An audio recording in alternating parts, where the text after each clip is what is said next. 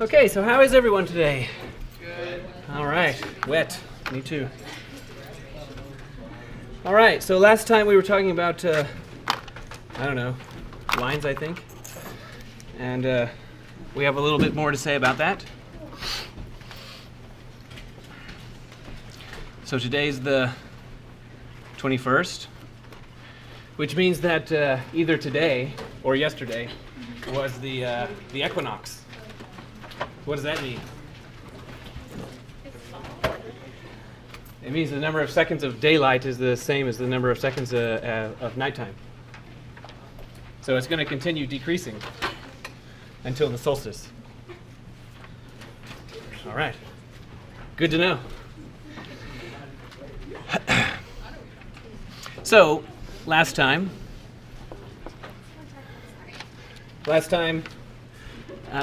we had said that the following.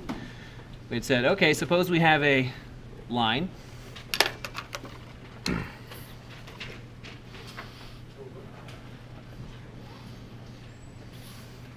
we had discussed slope, and suppose we know that a point on the line is x1, y1, and that the slope of the line is m. So if we know these two pieces of information, then the equation of the line is y minus y1 is m multiplied by x minus x1. And this is something you're expected to memorize, and it's called the point-slope formula.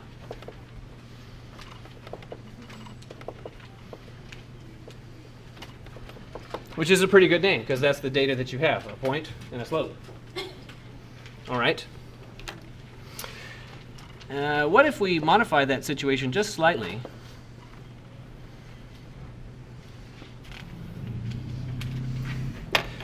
So that, we're talking about a line. We still know its slope. And we still know a point, but it so happens that the point that we know is, in fact, on the y-axis. So when you're looking at the graph of something, what is the name of a point that's on the y-axis? A y-intercept, right? So this is a y-intercept.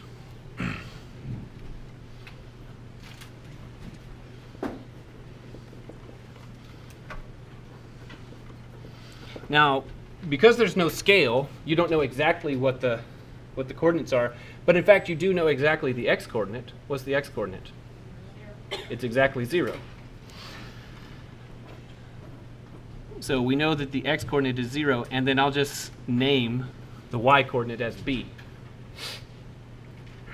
All right? So then what we want is that, what if we have this information?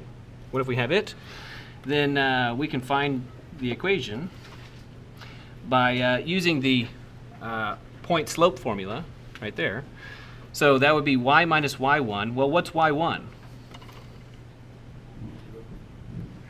So what's the y value that we know? B, right? So y minus b is m multiplied by x minus x1. What's the x value we know? 0, right? So minus 0. And then we can simplify that. So this would be y minus b is equal to m multiply just regular old x. So then we can solve for y and get this. Y is mx plus b. All right. Well, this,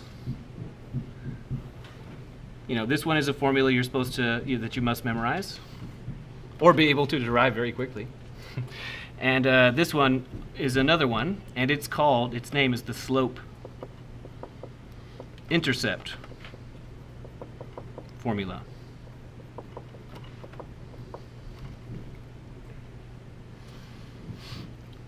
And that's an okay name, I suppose. But I think a better, slightly better name would be to call it the slope y-intercept formula, because it's the y-intercept is the one that you know, right? If you just say slope-intercept, you know, you might think the x-intercept or something. Okay. Good. Any question about this? In the end, you know, it's good to know this one, because if I give you an equation that's exactly like that, you can just read the slope. The slope will be whatever's multiplying x, and then the y-intercept will be 0, and then that number, 0 comma that one. Okay, good. So now I'm gonna make 4 little axes, 1, 2, 3, 4.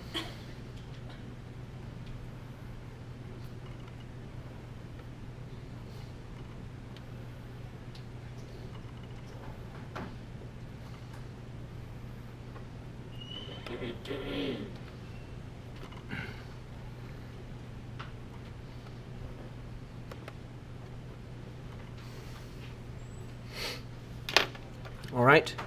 So here's a line for that one.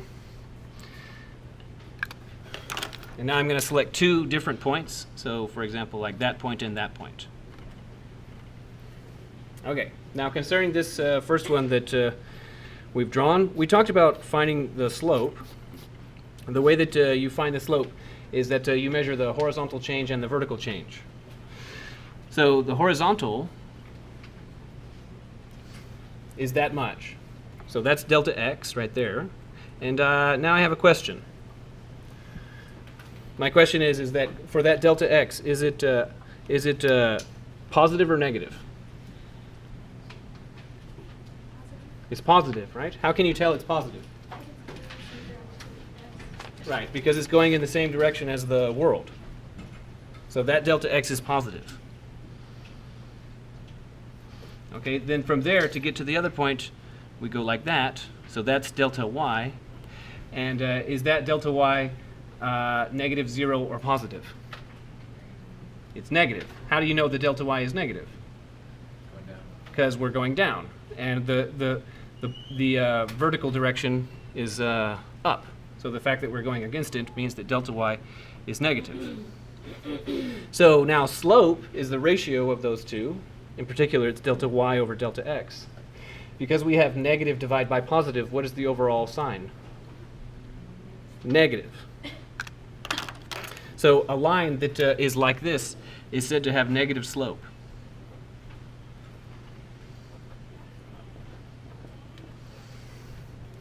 And just to be clear, I want to make sure you understand that I measured from that point to that point, but you could have just as well done it the other way. Because if we had started at this one and gone like that, that would be a delta x. Would that particular delta x be negative or positive or 0?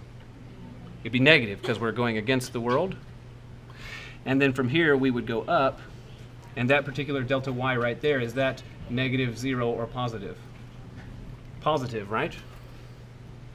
So then no matter how you arrange it, it's going to be the numerator is either negative or positive, and the denominator is the other. So it's either negative over positive or positive over negative. So negative slope. All right. How about this line? So if we take 2 points. Thank you. And just to make sure everyone knows, WEXs are due at the beginning of class, not at the end. Okay, is it clear? They're due at the beginning. Thank you. If we take 2 points, and then I measure delta x, and I drew it above just because otherwise it would be exactly on it, right? So this is delta x. Is this delta x negative, 0, or positive? This delta x. It's okay. It's positive, right? That delta x. And then, vertically speaking, how much do you travel from that point to that point? 0, right? So delta y is exactly 0. So the slope is the ratio of those two, delta y divided by delta x. So delta x might be something like 3. So this would be 0 over 3. So what's that? 0, right? So this would be, this is what 0 slope looks like. And then here's another one. So like that one.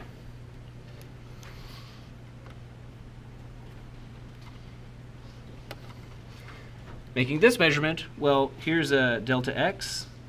That delta x, is it negative 0 or positive? Positive. And then like that. So that delta y there, is it negative 0 or positive? Positive. So the slope is the ratio of those two. They're both positive, so how about the slope? Positive. So this is what positive slope looks like. Now, if we had done it the other direction, then instead of measuring two positive values, we'd measure two negative values. Okay, and then the ratio of two negative values would be positive. Okay, now that's where the signs are concerned, negative, 0, and positive. Now, colloquially, this is referred to as the decreasing case.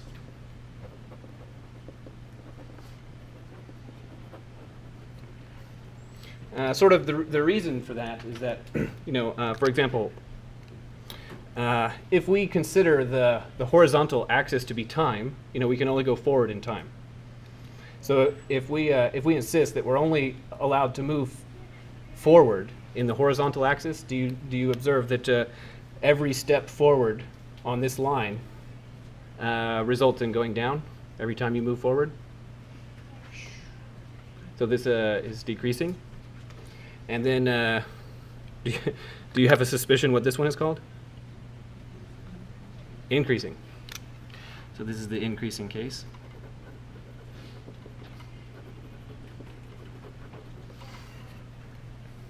All right. And this is horizontal.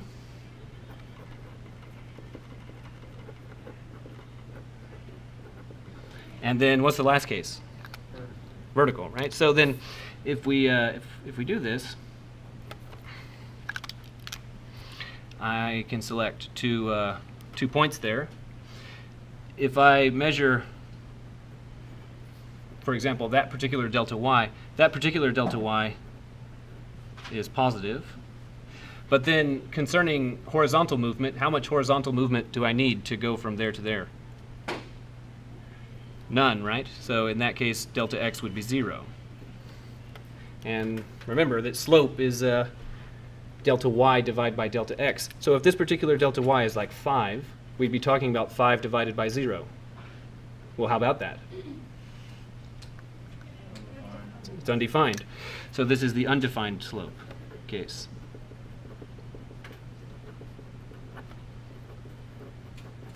Undefined slope, and it's referred to as the vertical case. All right. So those are the four possibilities: negative, 0, positive, and undefined. Good.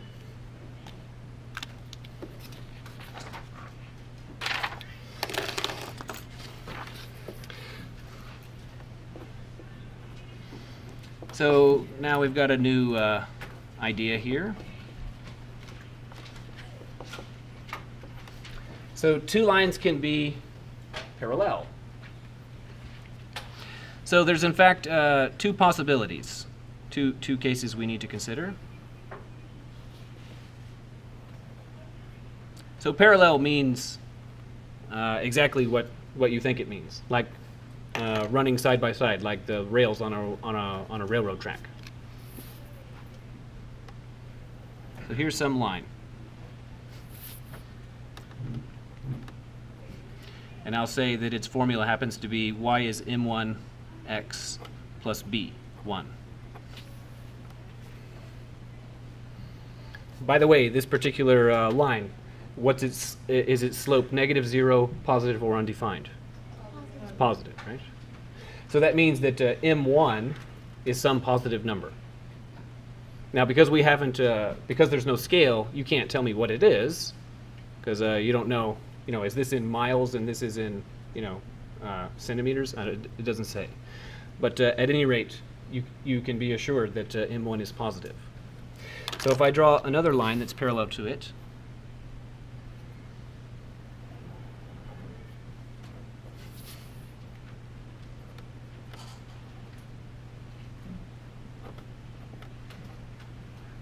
so by parallel, I mean that they run side by side, and since these are not the same line, they'll never touch. If I had drawn the same line again, then they would touch, in fact, at every place. Okay, so my question is that if we have two lines that are parallel, what is the algebraic condition to check, to verify that they're parallel? What must be true? Yeah, their slopes must be the same. Which is to say that it must be the case that m1 is m2. But in fact, there's another possibility. Besides having the same slope, there's another way you can have parallel lines. How?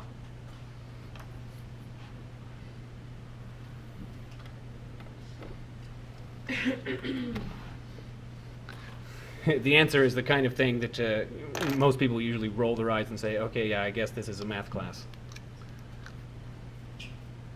Well, besides having the same slope, you can have lines that are parallel if, well, let me ask it this way. Does every line have a slope? No? What kinds of lines don't have slope? The vertical kind, right? So we could have two vertical lines. So that's what I mean. You roll your eyes and say, okay, yeah, I guess this math class. All right, fine. So all such vertical lines can be written as x equal to some constant. So like this might, be like x equal to, I don't know, 5. And then here's another vertical line. And that might be like, x equal to -1. So those two lines are parallel. But they don't have the same slope because they don't have any slope.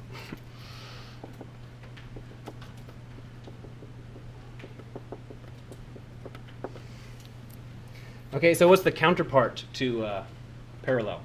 Perpendicular. Perpendicular, right? So any two lines which are not parallel must intersect, which is just to say they're going to eventually cross if they have if they're not parallel. But this word perpendicular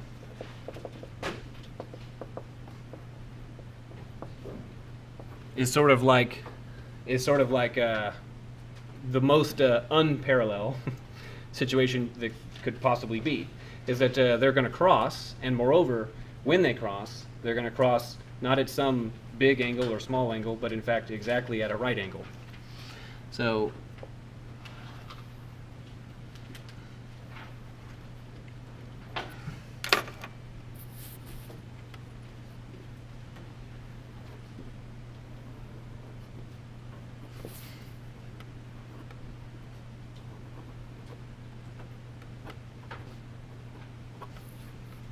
there's one of them, and here's the other.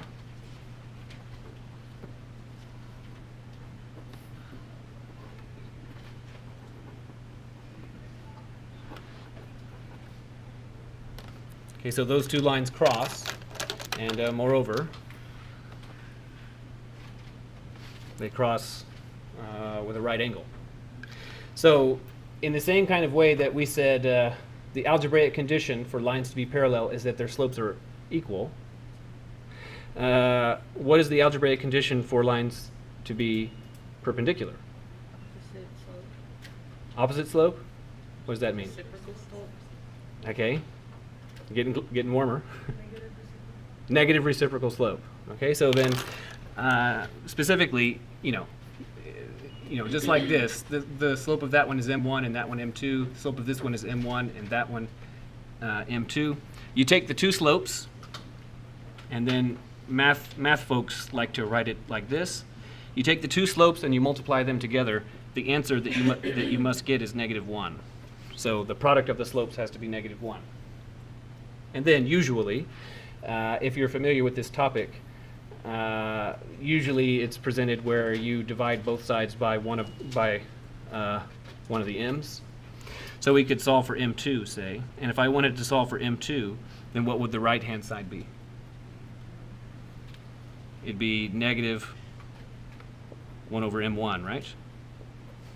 And for that reason, because when you take m1 and then you do 1 over that, that's reciprocal, right? And then negative. So as a result, this formula is called negative reciprocal.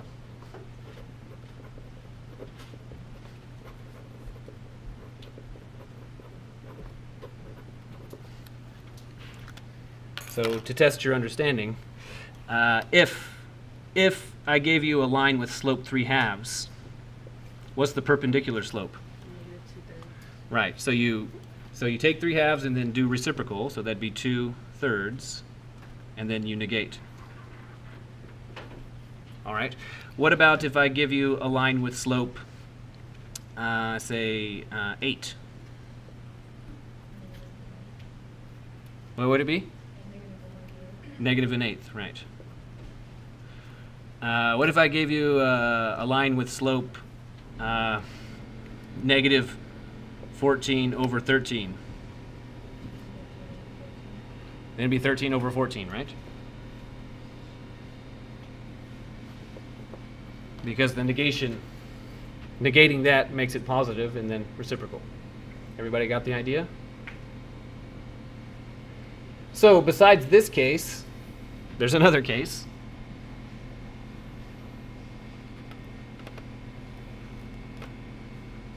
What is it? Besides slopes being negative reciprocal to each other, what's the other one?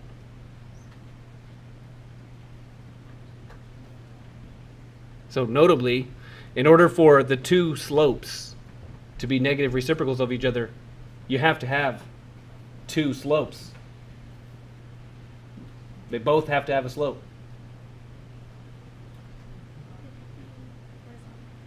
Horizontal and vertical, right? You could have one of them is vertical. In that case, one of them doesn't have a slope. So it could be the case that maybe it's like this.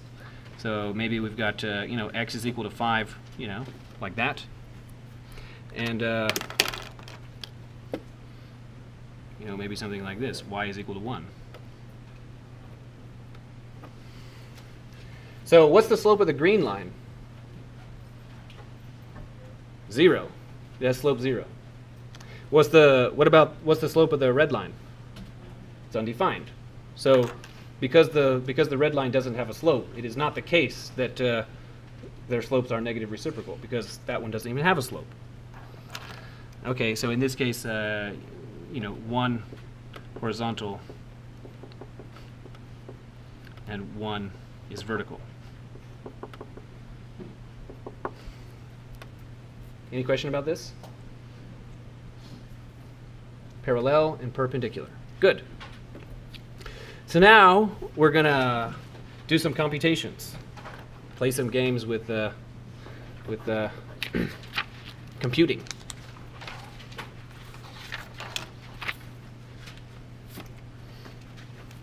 So for example, suppose that there's a town with a population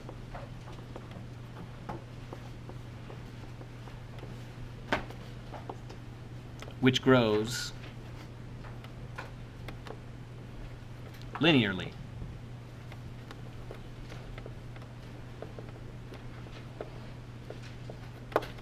So what that means is that you can imagine it like basically like every year, maybe there's like exactly 47 more people.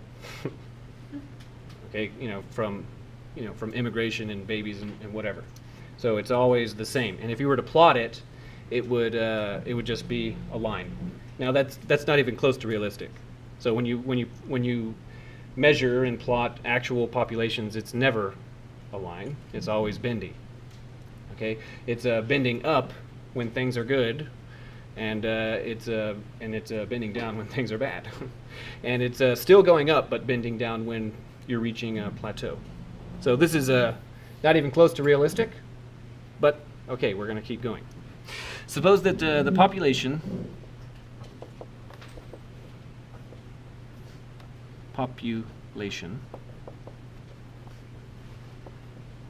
was 30,000 in 2010.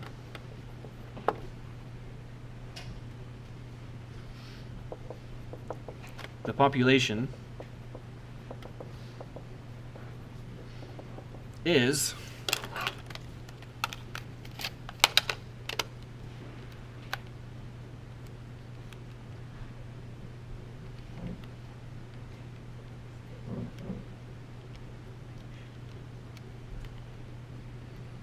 40,512 in 2018. All right. So we have that. Here's the instruction. So instruction 1: find a linear model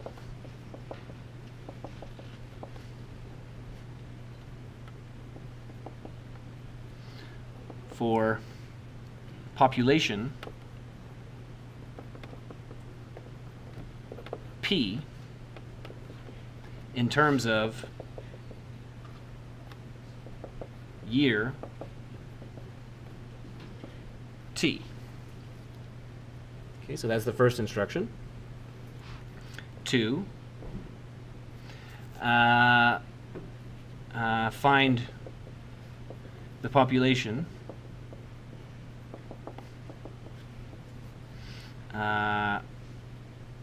at 2016, so at year 2016,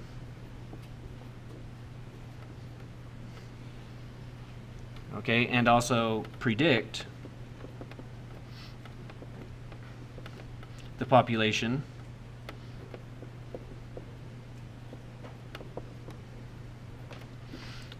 at year 2020. And finally, instruction 3 is when will the population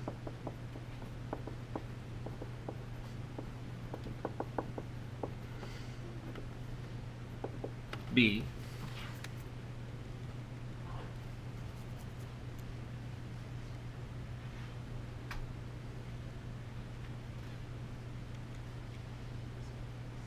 $52,338.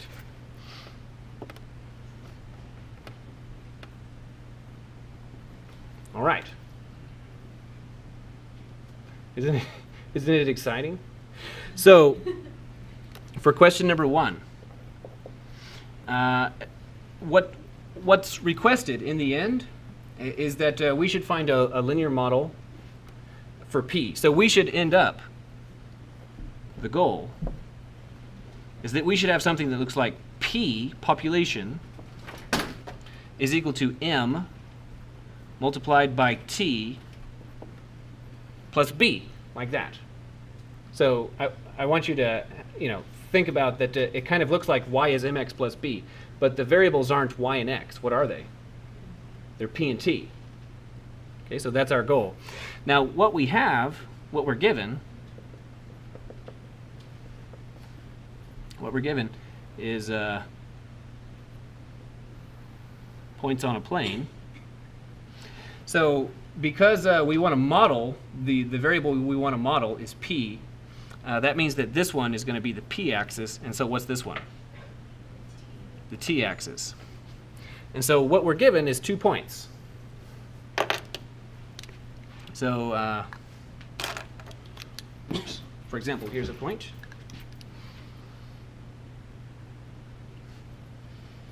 Okay, and then we're given another one a little bit further over here like this.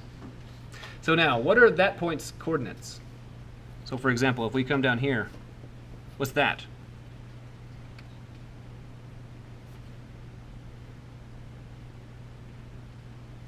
What's that location? That's 2010, right? Because that's the time axis, the year axis. And this one, 2018. Okay, and then we're told that in 2010 the population is 30,000, and in 2018 the population is that, 40,512. Okay, and the goal is that we want to find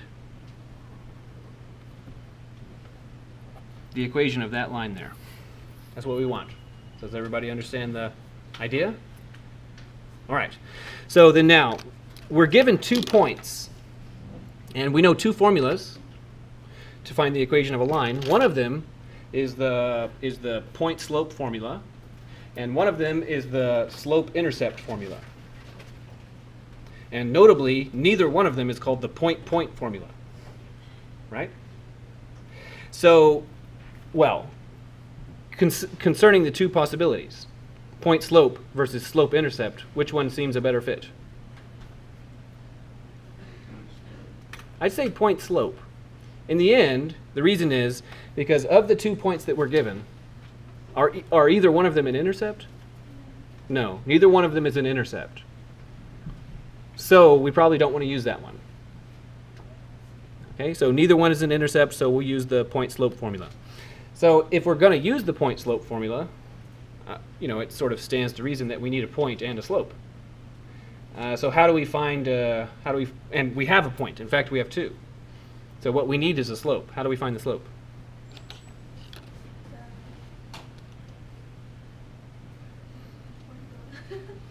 Right, we need to measure the horizontal and the vertical. So if we measure this right here, then what's going to be the name of this? It's not delta x. What is it? That's delta t, right? It's delta t. And what's its value? Well, it's going to be positive, but from the drawing and from the problem, you can tell me exactly what its value is. It's 8. Right? Okay, further.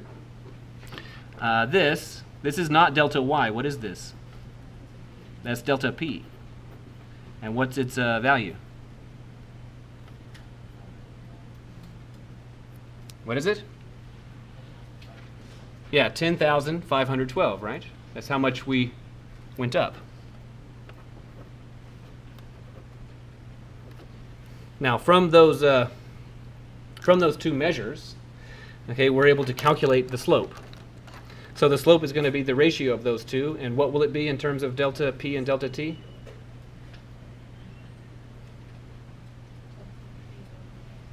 Right, because it's always going to be, to say it, like on the street, you could say rise over run.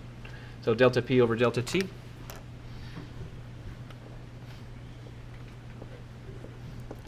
Delta p over delta t.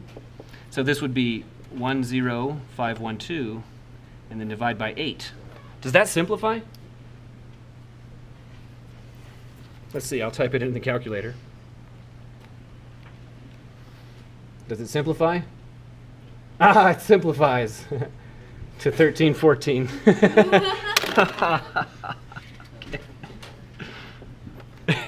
It's Friday, come on. Amazing. So then now we have a point and a slope.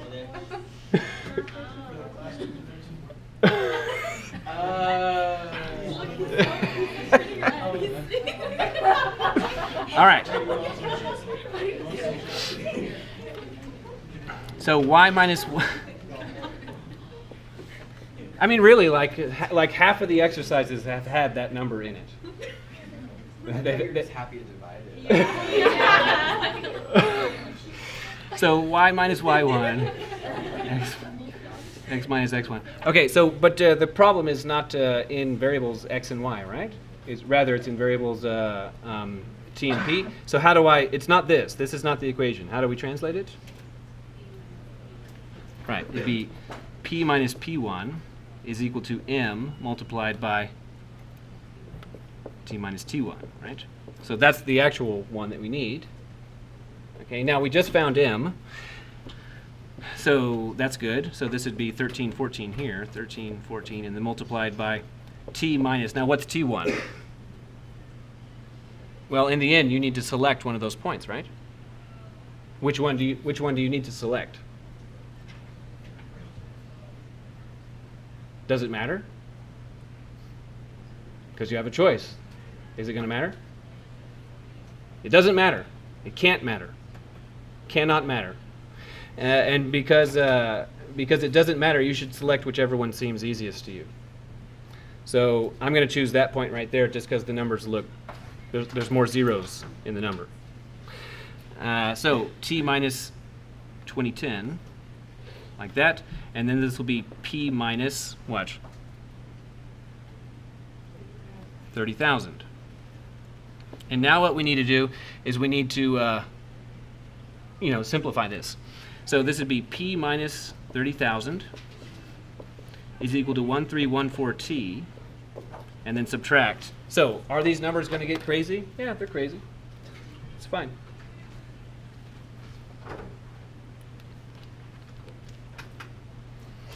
So that would be, what? Minus 2,641,140. There's nothing wrong with that.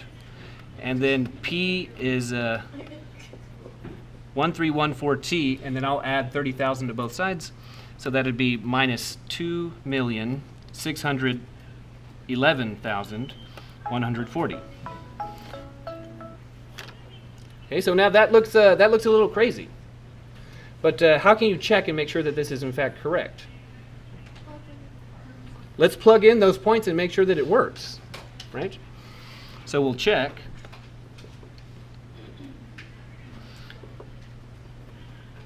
So by the statement of the problem, when we plug in T is 2018,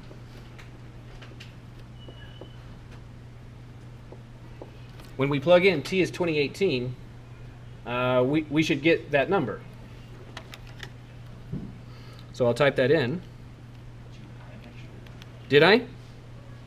No. Where? Oh, on the calculator? I did there. 1314. Where? 26. There's 3 ones and on the right. And the left is like 2. And it's like 2 million, and that's 26. Wait, no. No, look. No. 3. It's supposed to be a 4. The one's supposed to be a 4. Yeah. This? No. Yeah. This? Yeah. That's Yeah, that's No, I added 30,000 to both sides. Oh. Right? It went from 640,000 to 600. Okay. So if I multiply by 2018,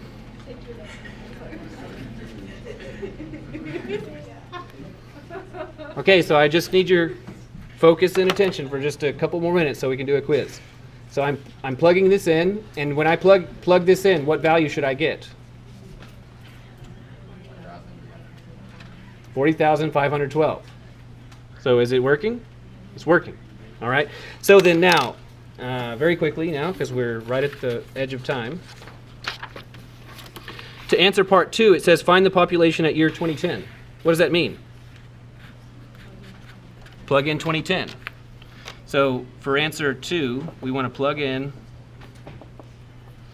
T equal 2016, right? That was the question. So now, I'll do that very quickly. So the answer is, when you plug that in, that's 37, almost 38,000. Now, I want to make sure something is clear. 2016 is about right here. So we're plugging it in to the line, and we're getting this value right here. And the calculator is saying that that's about 37,000. Now, if I asked you to do that, right, I gave you at 2010 30,000. At 2018, 40,000. If I asked you about 2016, which is intermediate between those years, and you told me that the population was 80,000, then that would be wrong in the first place, because you made an arithmetic error. But it wouldn't be just a little bit wrong; it'd be categorically wrong, because what we're saying is that over this span of 8 years, the population increased from 30 to 40,000. How could it be the case that in the middle there it was 80,000? That doesn't make any sense, right? And if I ask you about a time even after this, your answer surely needs to be more than what? It needs to be more than that number. If I ask you about a point over here and it's not more than that number, it's wrong. Good. All right, let's do a quiz.